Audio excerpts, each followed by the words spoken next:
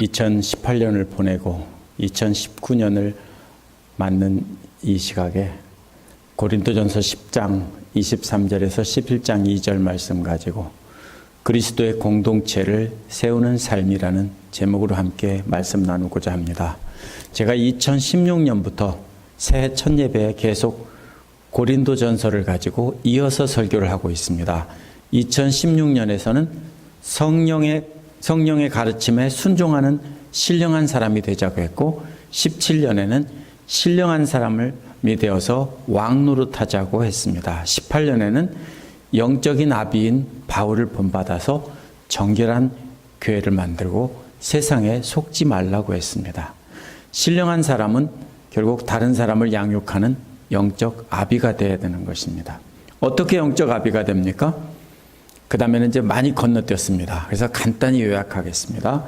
7장은 혼인하지 않은 것이나 할례받은 것이나 이런 것이 거룩의 표지가 아니기 때문에 각자 있는 자리에서 잘 섬기라는 것입니다. 보통 그런 생각 있죠. 결혼하지 않고 독신으로 평생 주를 위해 봉사하면 거룩한 것 같고, 그렇죠? 이런 것이 있었습니다. 그래서 그게 아니라 있는 자리에서 주를 섬기는 것이 영적 아비가 되는 길이라는 것이고요. 8장에서 9장은 지식이나 유대인의 특권이나 어떤 사회적 특권 같은 것을 다 포기하고 낮은 자리에 내려와서 사랑으로 섬기라는 내용이 나옵니다. 그리고 10장 1절부터 22절에서는 우상숭배와 탐욕에서 멀리 떠난 후에 주의 만찬에 참여하라고 했습니다. 계속 이어지는 것이 따라서 영적 아비가 되는 길은 세상에서 자기가 누릴 수 있는 것을 다 포기하고 사랑으로 형제자매를 섬기는 것이라는 것입니다. 이것이 고린도전서에 계속 이어지는 내용입니다. 그래서 오늘 말씀은 이렇게 영적 아비가 사람들을 양육하는 목적이 뭐냐 하면 그리스도의 공동체를 세우기 위한 것이라고 합니다. 그래서 오늘 말씀에는 이제 새해 첫 시간에 나눌 말씀은 공동체를 세우기 위한 세 가지 명령을 찾아보고 어떻게 우리가 그리스도의 몸된 교회를 아름답게 세워가고 복된 삶을 살지 생각해 보겠습니다. 첫 번째로 다른 사람의 유익을 추구하라는 내용이 나옵니다. 23절도 교회 공동체를 세우는 것을 집을 짓는 비유로 설명을 합니다. 23절은 짝을 이루는 대꾸로 되어 있습니다. 앞에서 모든 것이 다 허용된다고 하나 다 유익한 것은 아니라고 했습니다. 허용된다는 말은 합법적이라는 것입니다. 율법이나 성경에 비추어 볼 때 옳다고 해도 다 유익한 것은 아니라는 것입니다. 유익하다는 말은 함께 모은다는 뜻입니다. 뭘 모읍니까? 집 짓는 재료들을 여러 가지들을 함께 모은다는 것입니다. 그래서 하나님의 집을 지으려고 하는 것을 이제 재료가 되는 사람들을 불러 모으는 비유로 말한 것입니다.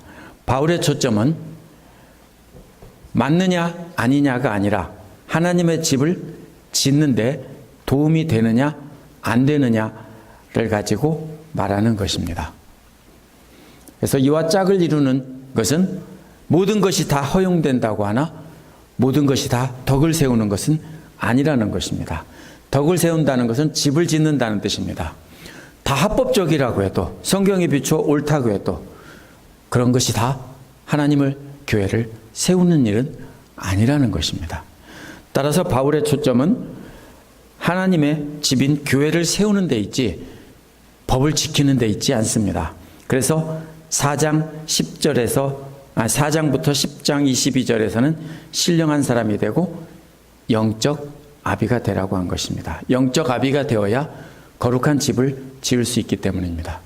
그렇다면 우리도 교회를 바로 세우려면 내가 옳으냐 네가 옳으냐 따질 것이 아니라 어떻게 하면 하나님의 교회를 바로 세울 수 있느냐를 따져야 한다는 것입니다. 그 기준이 뭡니까? 24절에 나옵니다. 아무도 자기의 유익을 추구하지 말고 다른 사람의 유익을 추구하십시오라고 했습니다. 남의 유익을 추구하는 건 뭡니까? 8장 9장에서 특권을 내려놓고 눈높이로 내려오라는 말과 같은 것입니다. 예수님 당시 바리새파 사람들이나 율법학자들은 율법을 자기들처럼 잘 지키는지 안 지키는지 눈에 불을 켜고 따져서 아닌 사람은 다 아웃시켰습니다. 그래서 공동체에서 쫓아냈습니다. 저들은 하나님의 집을 세우는 사람이 아니라 잘 세워져 있는 집도 벽돌 더럽다고 빼서 버리는 사람들이었습니다. 다른 사람의 유익을 추구하는 첫 번째 경우가 25절에 나오는데요. 시장에서 파는 고기들은 양심을 위하여 그 출처를 묻지 말고 다 먹으라는 것입니다. 양심을 위하여 출처를 묻지 말고 먹으라는 것은 다른 사람의 양심을 위해서 우상에게 드렸던 고기인지 아닌지 묻지 말고 먹으라는 것입니다. 자신은 우상이 아무것도 아니기 때문에 우상이 드린 제물도 먹어도 아무 문제가 없다고 생각합니다. 그것이 성경적으로 옳습니다. 그런데 믿음이 연약한 사람들은 그것이 양심에 거리낀다는 것입니다.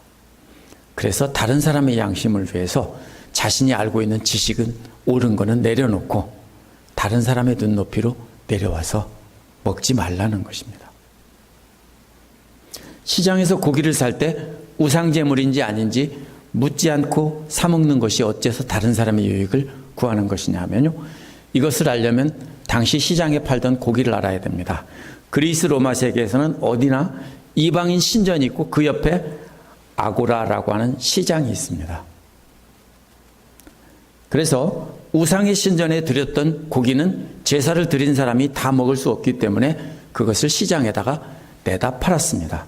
그런데 우상에 드렸던 고기는 다른 고기에 비해서 훨씬 싼 값에 살 수 있었습니다. 원래 고기를 살 때 그러면 이거 우상에게 드렸던 제물이요 아니요 라고 묻는 사람들은 주로 유대인 신자들입니다. 유대인들은 그것을 철저하게 지키기 때문입니다. 바울은 주로 유대인의 회당에 가서 유대교와 유대교를 믿던 그리스 사람들에게 전도를 했었습니다. 따라서 교회 지도자들은 대부분 유대인 출신이고 이들은 개종한 뒤에도 우상의 제물을 먹지 않았습니다. 더구나 바울이 떠난 뒤에 유대교의 율법주의자들이 들어와서 고린도 교회에 와서 율법에 따라 우상의 제물을 먹지 말라고 가르쳤습니다. 하지만 이 말을 따를 수 있는 사람들은 오직 부자들밖에 없었습니다. 왜냐하면 오늘날과는 달리 1세기 서민들은 고기를 사 먹을 여유가 없었습니다. 우리나라나 유럽이나 다 아시아나 마찬가지입니다. 옛날에는 먹고 사는 것 자체가 가난한 사람들은 대단히 어려운 일이었기 때문에 고기를 그렇게 사 먹을 여유가 없었어요. 가난한 고린도 교회 성도들도 역시 특별한 날에 값이 싼 우상 제물을 사 먹을 수밖에 없었습니다. 그런데 부자인 지식인들이나 유대인 그리스도인들은 값이 비싸더라도 우상 제물을 사 먹지 않았습니다. 우상 제물을 사다가 가족들과 함께 먹으려고 하는데 옆에서 부자인 교회 지도자가 우상 제물인지 아닌지 묻고 산다면 옆에서 돈을 지불하고 사가던 다른 성도가 양심에 찔린다는 겁니다. 그러니까 묻지 말고 그냥 사다가 먹으라는 겁니다. 왜? 나는 안 먹고 싶지만 옆에서 고기를 사고 있는 가난한 성도를 위해서 그냥 묻지 말고 그냥 사다 먹으라는 겁니다. 그래서 묻지 말고 그냥 사 먹는 것이 가난한 성도들을 위해 자기 지식과 돈으로 누릴 수 있는 것을 포기하는 것입니다.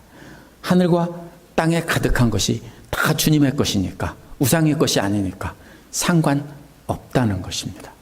두 번째 경우는 27절에 나오는 불신자에게 초대를 받았을 경우입니다. 불신자에게 초대를 받았을 때 가기를 원하면 차려놓은 음식을 양심을 위해서 묻지 말고 먹으라고 했습니다. 여기서 양심은 가난한 성도들의 양심을 위해서입니다. 우리 성도님들이 1세기에 고린도에 살던 가난한 성도라고 상상을 해봅시다. 그런데 성도님들이 특별한 날에 부자들에게 부자인 성도에게 초청을 받았습니다. 초대한 사람도 부자지만 그래도 대부분 값도 싸고 질도 좋은 우상 제물을 사다가 고기를 대접했습니다. 그래서 이 가난한 성도님들이 이게 얼마만이냐고 하면서 아무 생각 없이 맛있게 뜯고 있습니다. 그런데 부자인 다른 성도가 와서 이거 우상제물인가 아닌가 물어보고서 나는 우상제물이니까 안 먹어 라고 한다고 상상해 봅시다. 부자인 성도는 초대받은 집에서 고기를 안 먹어도 얼마든지 집에 가서 먹을 수 있습니다. 그래서 안 먹겠다고 합니다. 그러면 한참 뜯고 있던 가난한 성도님의 마음은 어떻겠냐 하는 것입니다.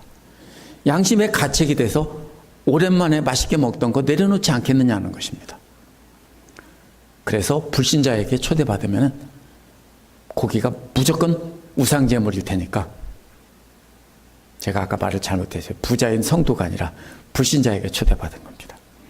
그러면 다른 사람의 양심을 위해서 생각을 해서 묻지 말고 그냥 먹으라는 것입니다. 나는 양심에 먹기 싫어도 그냥 먹으라는 것입니다. 세 번째 경우는 28절에 나옵니다. 불신자에게 초대받은 자리에서 옆에 있는 성도가 우상제물이라고 알려준 경우입니다. 만약 어떤 사람이 그 고기가 우상제물이라고 알려준다면 그 사람의 양심을 위해서 먹지 말라는 것입니다. 고기를 먹으려고 하는데 그 고기가 우상제물이라고 알려준다면 그 사람은 아마 우상에 대한 정확한 지식을 갖고 있지 않은 사람입니다. 그래서 하층민 성도였을 것이기 때문에 그는 우상에게 드린 제물을 먹으면 안 된다라고 생각했을 것입니다. 이런 장면을 상상해 보십시다. 성도님들이 1세기에 고린도에 살던 성경에 대한 지식도 많고 부자였던 성도였는데 초대받은 자리에서 음식을 먹으려고 하자 옆에 있던 가난한 성도가, 성경도 잘 모르는 새신자가 귓속말로 이거 우상에게 드렸던 제물이래요 라고 알려준다는 겁니다.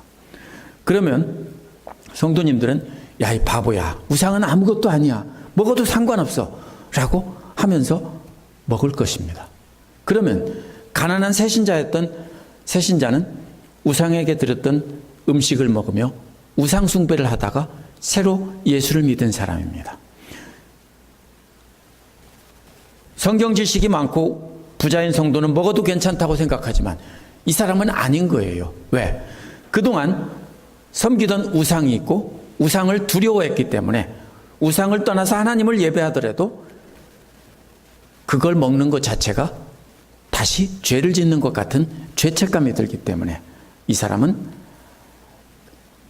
그렇게 알고 먹으면 안 된다라고 한 거예요.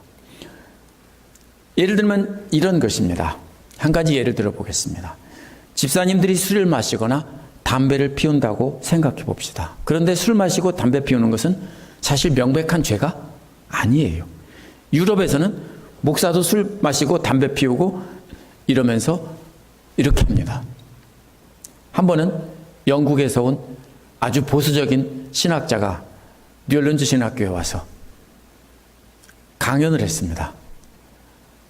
근데 그 사람이 보니까요, 양복을 입고 조금 있다 보니까 신학교를 도는데 담배를 물고 뻐끔뻐끔 피면서 돌고 있어요. 아주 보수적이고 훌륭한 학자라고 하는데 담배를 물고 피고 있어요. 인사를 하니까 계속 담배를 물면서 인사를 해요.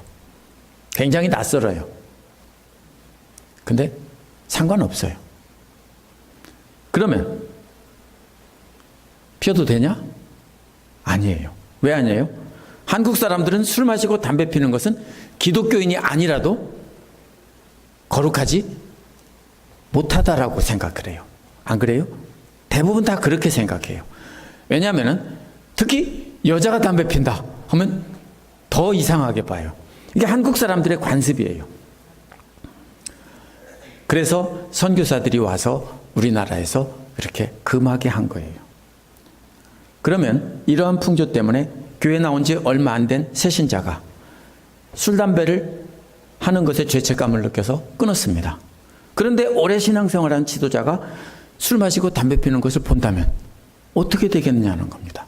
이것은 단순히 술, 담배의 문제가 아니라 그 술, 담배로 인해서 죄에 대한 담대함을 그 초신자는 얻어서 계속 죄를 범하고 다시 죄에 빠지게 된다는 것입니다. 그러니까 그 사람의 양심을 위해서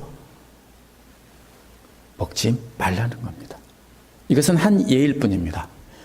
이게 뭐예요? 일관성이 없죠. 어떤 때는 먹으라고, 어떤 때는 먹지 말라고. 왜요? 법이 아니라 다른 사람을 세워줄 수 있느냐 아니냐를 따지라는 거예요. 그래서 어떤 것이 옳다고 해도 믿음의 약한 성도를 넘어지게 한다면 그것은 하나님 앞에서 심각한 죄라는 것입니다. 우리를 보고 담대함을 얻어서 죄를 범하고 믿음에서 떠나게 한다면 정말로 심각한 범죄입니다. 마태복음 18장 6절에서 예수님이 뭐라고 하셨습니까? 또 누구든지 나를 믿는 이 소자 하나를 실족하게 하면 차라리 연자맷돌을 달아 그 목에 달리우고 바다에 던지움이 나으리라 라고 한 것입니다. 나는 죄를 안 졌는데 내가 한 행동 때문에 다른 사람이 믿음에서 떨어진다면 그것은 연자맷돌을 달고 들어가는 것이 낫다라는 것입니다. 이 세 가지 경우 다 내 양심이 아니라 다른 사람의 양심을 생각해서 행동하라는 것입니다. 물론 우상에게 드렸던 제물을 먹어도 상관은 없지만 우리의 판단 기준은 옳으냐 그르냐가 되면 안 된다는 것입니다. 우리의 기준은 공동체를 세워주고 믿음이 연약한 사람을 세워주느냐 아니냐가 되어야 된다는 것입니다. 우리의 행동이 다른 성도들에게 상처를 주거나 실족하게 한다면 그런 행동이 옳다고 해도 하지 말아야 한다는 것입니다. 한국에서도 마찬가지입니다. 우리 이모부께서 장로님이셨는데 돌아가셨고요. 이모님도요. 아주 신실한 분이에요. 근데 제사를 지낸 음식은 절대로 안 먹습니다. 그런데 많은 한국에 있는 크리스찬들이 그렇게 생각하고 제사에 드렸던 음식을 이웃집에 갖다 주면 갖다 쓰레기통에다 버리는 한국의 크리스찬들이 많이 있을 겁니다. 근데요, 버리건 안 버리건 그것은 상관없어요. 근데 문제는 뭐예요?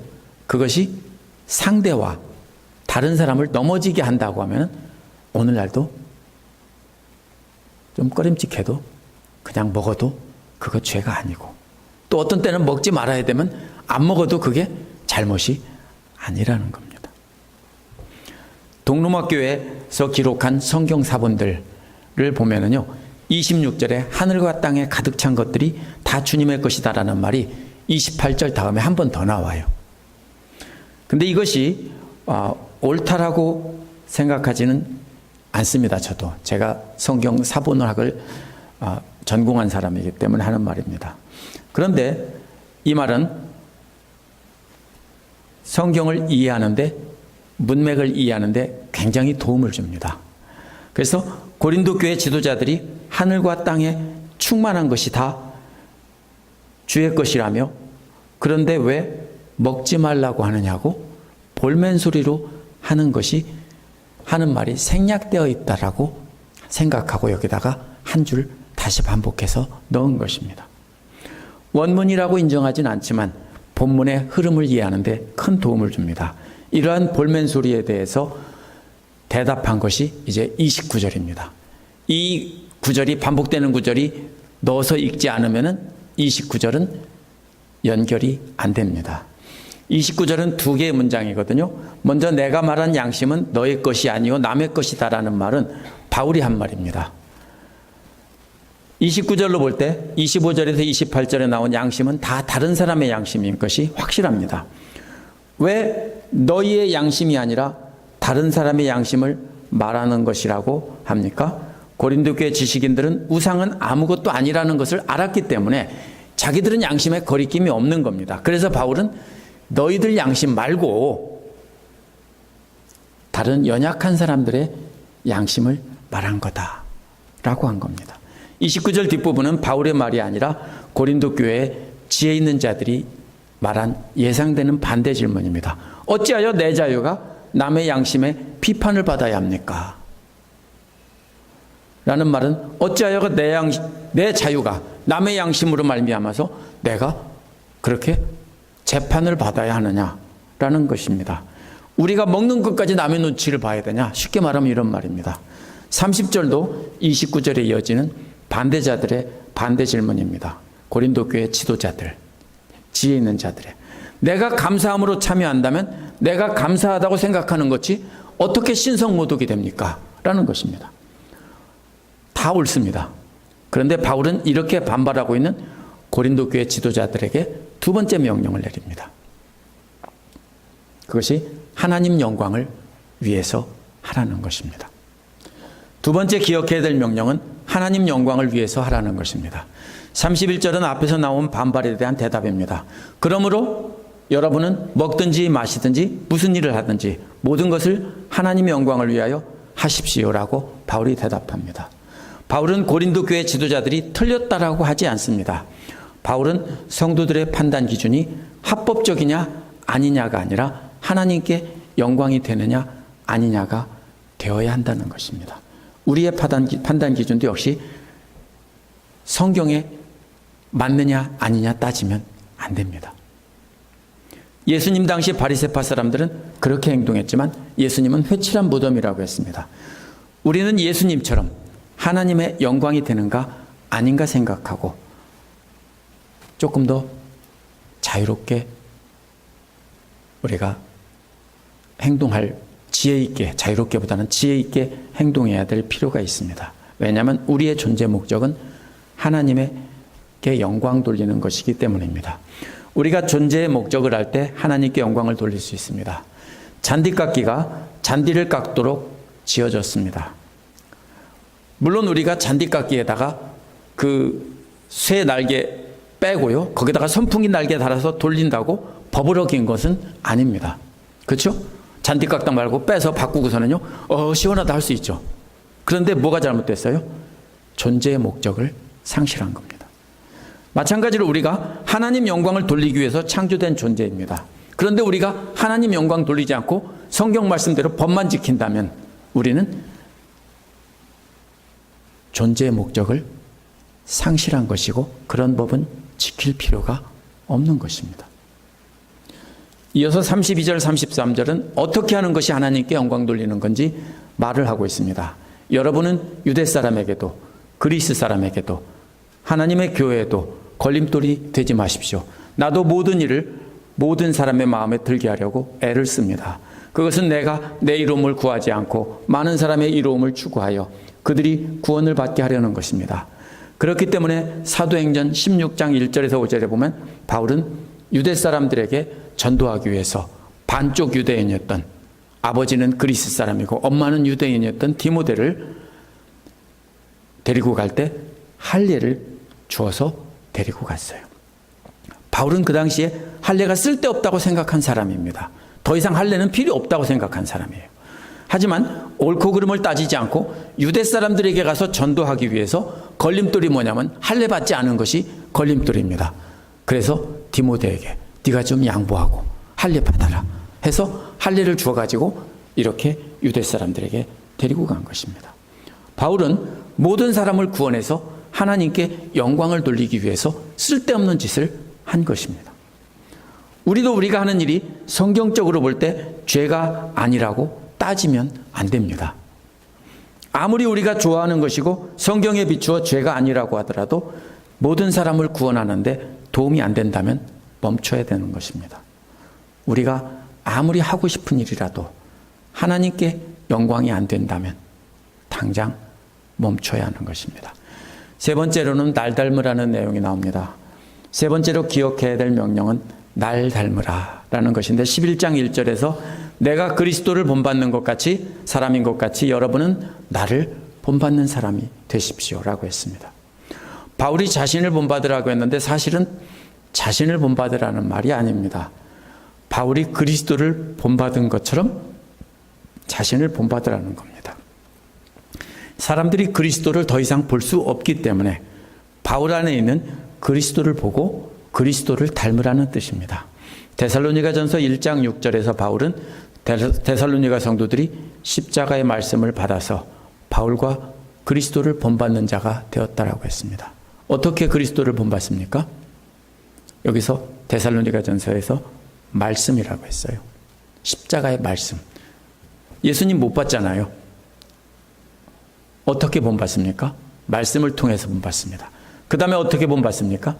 나보다 잘 믿는 사람이 그 말씀 따라 사는 행동을 보고 우리가 본받는 겁니다.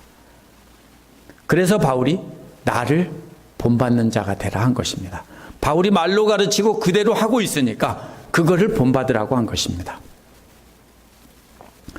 바울은 복음을 위해서 자신을 포기했을 뿐 아니라 환난과 핍박을 참고 견뎠습니다.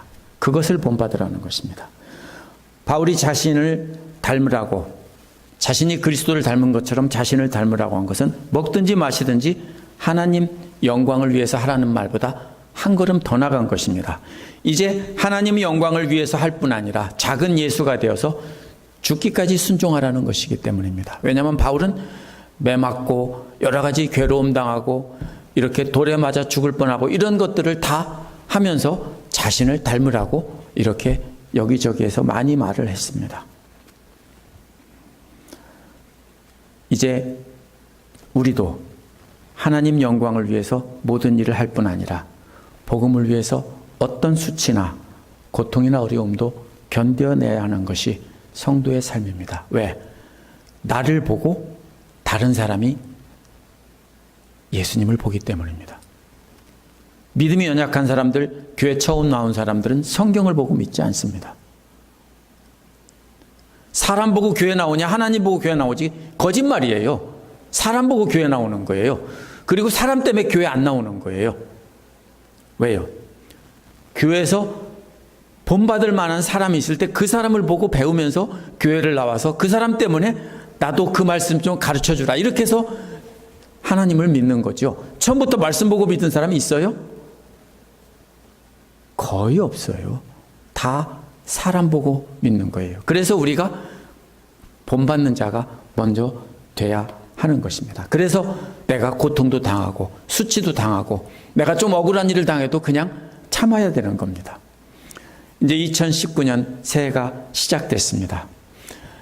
금년 4월 첫 주면 제가 이 교회에 와서 성경을 가지고 선포하고 성경 공부로 가르친 지 만 9년입니다. 제가 따져보니까 그동안 신약 성서의 약 80%를 설교하고 가르치고 했습니다. 묵상할 때 다시 반복하고 계속해서 성경 공부 교재를 가지고 설교했던 거 다시 반복하고 했습니다. 이제 몰랐거나 지식이 없어서 그랬다고 변명할 수 없습니다. 아무리 졸았어도요, 듬성듬성 들었어도요, 이제 몰라서 그랬다고 말할 수 없습니다. 이제 우리가 지식을 갖췄다면 그 다음에 해야 될 일은 교회를 세우는 일을 해야 됩니다. 내게 유익이 된다고 따진다면, 아직 유익이 있느냐 없느냐를 따진다면 아직 어린아이와 같은 육신의 사람입니다. 이제 우리는 말씀에 비추어서 내가 옳다, 네가 옳다 따지면 안 됩니다.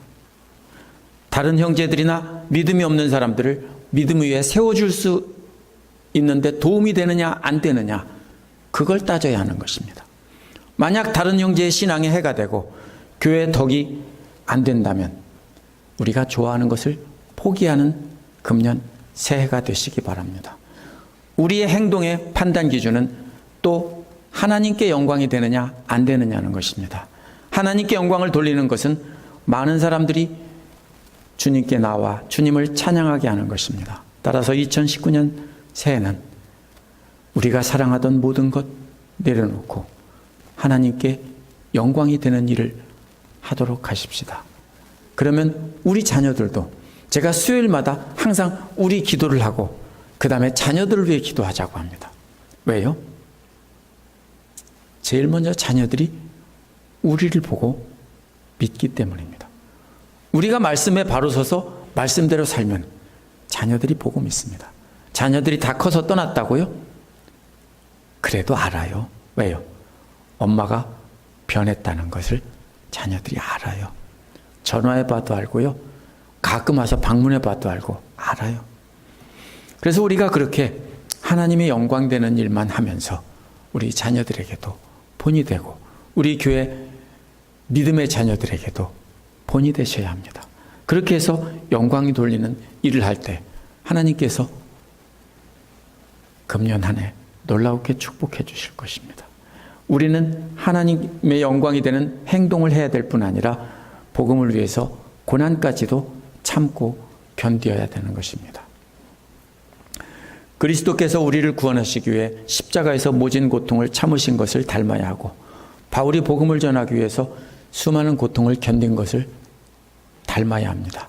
바울이 나를 닮으라고 한 것은 그것을 닮으라고 한 것입니다. 그러면 우리가 조금 손해보고 아래로 내려오고 나보다 믿음이 연약한 사람을 말씀으로 가르칠 수 있다면 우리는 조금 더 내려올 수 있어야 됩니다. 우리가 하나님께 영광을 돌리기 위해 교회를 바로 세우는데 전력을 다하는 모습을 닮으라고 한 것입니다. 그것은 우리를 자랑하는 것이 아니라 우리 안에 있는 그리스도를 자랑하며 나를 닮으라고 하는 것입니다. 이것이 얼마나 큰 축복인지 모릅니다. 지금 당장 우리가 그걸 가지고 놀라운 축복이 우리에게 금방 돌아오는 것은 아닙니다. 그러나 분명한 것은 경건의 연습은 이 생에서도 유익하고 내 생에서도 영원한 유익이 되는 것입니다. 그래서 영원히 복받는 자가 되는 것입니다. 그렇게 영원한 복을 받는 우리 성도님들 되시기를 축원합니다. 기도하겠습니다.